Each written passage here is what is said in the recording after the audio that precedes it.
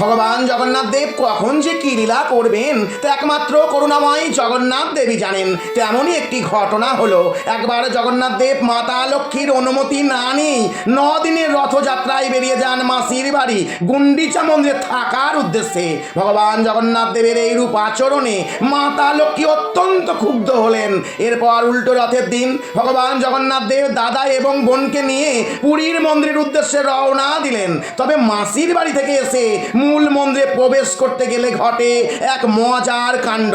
বলরাম এবং সুভদ্রা মূল মন্দিরে প্রবেশ করলেন, কিন্তু জগন্নাথ দেব যেই মন্দিরে প্রবেশ করতে যাবেন তখনই মাতা লক্ষ্মী দরজা বন্ধ করে দেন। ভাই বোন মাসির বাড়িতে খুবই আমোদ আহ্লাদ করে এসেছেন, অথচ মাতা লক্ষ্মীকে নিয়ে যাননি। তাই মাতা লক্ষ্মী অভিমানে ভগবান জগন্নাথ দেবকে মন্দিরে ঢুকতে বাধা দেন। অবস্থা বেগতিক দেখে ভগবান জগন্নাথ দেব মাতা লক্ষ্মীর মান ভঞ্জনের জন্য বহু দামি দামি অলংকার লক্ষ্মী মাতাকে উপহার দিলে মান ভঞ্জনের চেষ্টা করলেন, কিন্তু কিছুতেই মাতা লক্ষ্মীর মান ভঞ্জন হলো না।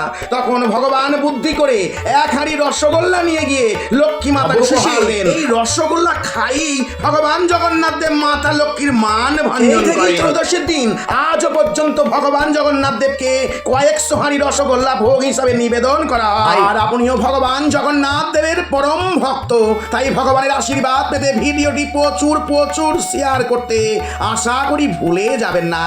জয় জগন্নাথ।